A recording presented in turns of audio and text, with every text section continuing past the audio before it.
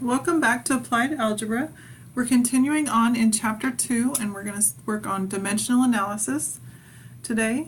It also can be called unit analysis or unit conversion. So this process is used anytime you have to change the units that you're working in.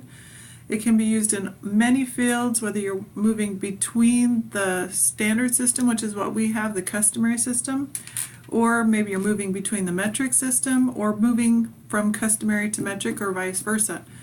It can be used in, I've seen it in the mechanic area, in the nursing area. It's used all over the place. So we're going to start working with it right here, and we're going to start with time. Prior to starting this note-taking session, if you haven't printed off the conversion tables, you might want to do that so we can reference them as we're going along. So the first question says change 26 minutes to seconds. So we're going to do that, and I'm going to show you how I work and set this up. And if this method doesn't work for you, please let me know and I'll show you another one. So what we're going to do is we're going to do the idea of a proportion, which we learned previously in the last section. And so what we're going to do is we're always going to start with where we're at. So I know I have 26 minutes. And then we're going to move to where we're going, and we're trying to go to seconds. So think about what you know about minutes and seconds. I know that there are 60 seconds in 1 minute. So we're going to put this into our table here, and we're going to put it in as a fraction. Now you have to ask yourself, which one should I put on the top and which one should I put on the bottom? Now you decide that based on what you're trying to get rid of. I'm trying to get my minutes to go away, so that means I need to put the 1 minute in the denominator and the 60 seconds in the numerator. Now I know I did this right because what will happen is the units, because I have a unit on top and a unit on bottom, that means those cancel, and I'm left with seconds, which is where I'm trying to go. So I'm going to get rid of a little bit of this line. I don't need the whole thing. Now once we have it set up, all we have to do is we just multiply straight on the top and straight on the bottom. So we're going to go 26 times 60. The answer will be in seconds. The bottom is 1 times 1, which is just going to be 1. So I'm going to do 26 times 60. I should have already had my calculator out, sorry about that. So 26 times 60 is 1,560 seconds over 1, which is nothing. And I know I'm done because I'm at where I'm trying to go. I'm trying to go 2 seconds and I'm at seconds, so I'm good to go. So number 2, we're going to change hours to seconds. So some more time. So I'm starting with my 8 hours, and I always just put it over 1 to hold the place. Now I need to know, what do I know about hours and seconds? Now you may not know straight hours to seconds, so think about what you do know. Well, I know that 1 hour, sometimes you'll see hour as HR, sometimes as H, equals 60 minutes. So let's put that in our chart. Now since I have hour on the top, I need to have hour on the bottom. If I have hour on the bottom, then the minutes go on the top. Now I'm not done because I'm not to seconds yet, so that means I have to have another fraction that I'm going to work with. So now my hours are canceling, so I'm in minutes right now, so I have to think, how can I get from minutes to seconds? Well, I know, just as above, there are 60 seconds in 1 minute. So who goes where? Since the minute is on the top, I need the minute to go on the bottom and the seconds to go on the top. Now I know I did it right because I have a minute on top and a minute on bottom that cancel. And now I am done because I have seconds, which is where I was trying to go. So we're going to multiply straight across, so 8 times 60 times 60. The bottom is 1 times 1 times 1. And my unit of measurement is seconds. So 8 times 60 times 60 is 28,800 seconds. 1 times 1 times 1 is 1. So that's our answer. Okay, so let's go ahead and get out of time. Let's see what else we got. 64 pounds to grams. Now you may not know this one, so the idea here is we may have to look onto our table that we were given. So I'm going to see if I can pull that up so you can see it. That's not showing very well for you. Let me see if I can make it smaller. There, now I think you can see it. So I'm looking for something that has, let's look back to where we're at. We're looking for something that has pounds and grams. Pounds and grams. So on this side I see pounds and ounces. I see ounces and pints, but I don't see any pounds and grams. So let's keep going. Look down here. Looking for pounds and grams. Pounds and grams. So here in this next place I see 1 pound is 454 grams. Now I also see that 1 pound is kilograms. Well, that's not as helpful. I also see 0.00220 pounds is 1 gram. You can use either one of these, this one or this one. They'll both work. I'm just going to take the top one that I found.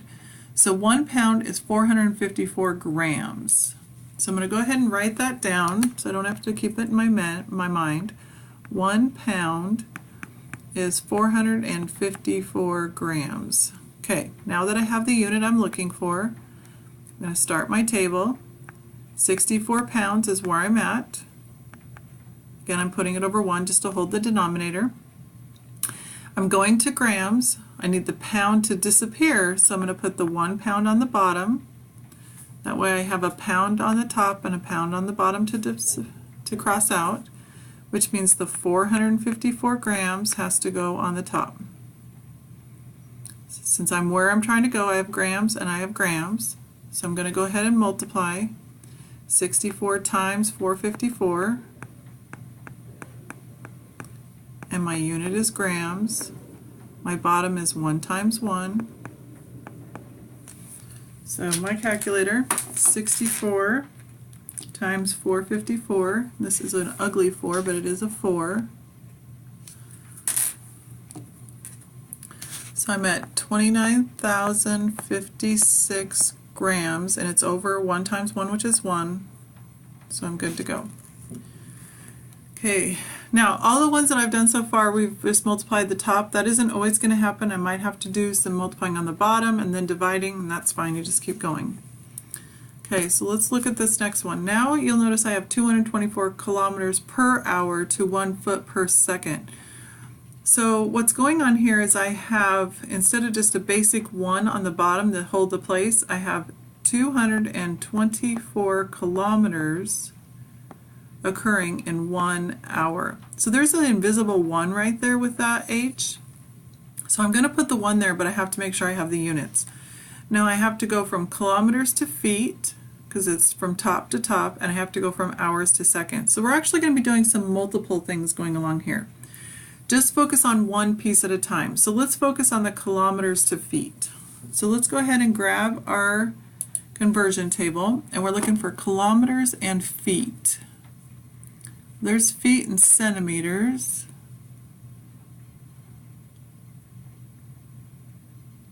Miles and kilometers, feet and meters.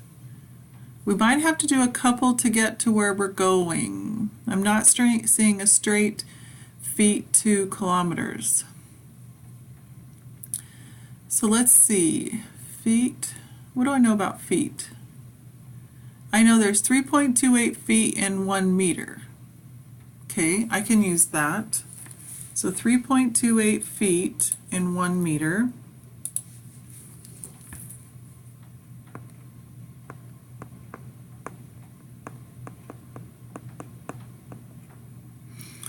Now, if you know what kilo means, let's go back to the other table. And let's go up here to the top. So if we look here on this table, kilo is 1,000. So there are 1,000 meters in a kilometer. So I'm probably going to need to use that. 1,000 meters in 1 kilometer or kilometer. Okay, so we're going to use both of these in order to get to our feet. So first I need my kilometer to disappear. So I'm going to put 1 kilometer on the bottom. That way my kilometers cancel, which means on the top is my 1,000 meters. Now I'm not to feet yet, so now I'm going to use my other one. I need to get out of meters and into feet. Since I have a meter in the top, I need the meter on the bottom. This way my meters cancel, which puts my 3.28 feet on the top. So at this point I have feet and hours, so I'm halfway there. I've gotten to the feet, but I need to get out of hours and into seconds. So up above we've used the idea of hours and seconds. So I'm just going to refer back here. I know that 1 hour is 60 minutes and 60 seconds is 1 minute. So I'm going to use that idea. First I have to get out of hours, so I'm going to do my 1 hour on top. That way that hour cancels with that hour. 1 hour was 60 minutes. So I'm partway there. I now have to get out of minutes and into seconds. Since minutes is on the bottom, I need the minute on the top, because I need it on the top and the bottom to cancel. 1 minute is 60 seconds. So now if I look across the top, I only have feet left, which is where I wanted to go. And as I look across the bottom, I only have seconds left, which is where I wanted to go. So everything is in here I need. So now I'm going to do 224 times 1,000 times 3.28 times 1 times 1. So let's write that out.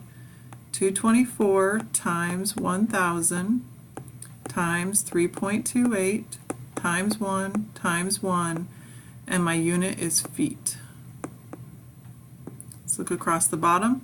I have 1 times 1 times 1 times 60 times 60, and the unit I have left on the bottom is seconds.